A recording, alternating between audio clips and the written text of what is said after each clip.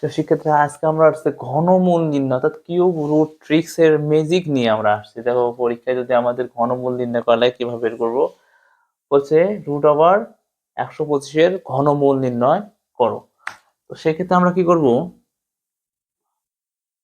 এই সংখ্যাগুলো ভেতরের সংখ্যাগুলো আগে যোগ করব। তাহলে হচ্ছে 1 যোগ 2 যোগ 5 যোগ করলে 5 2 7 আর একে কত হয়, 8 হয়। তো 8 থেকে আমরা এই যে যেহেতু কিউব নির্ণয় করতে বলছে, আমাদেরকে ঘনমূল নির্ণয় করতে বলছে, তাহলে আমরা কি দ্বারা বিয়োগ করব।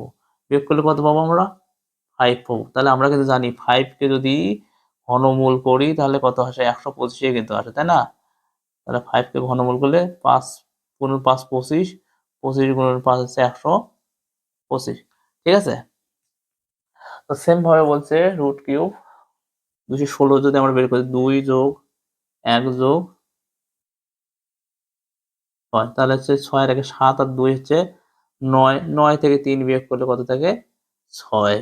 6 কে যদি আমরা ঘনমূল করি তাহলে কি পাবো, 200, আর 216 কে ঘনমূল করে আমরা কি পাবো, 6 পাবো।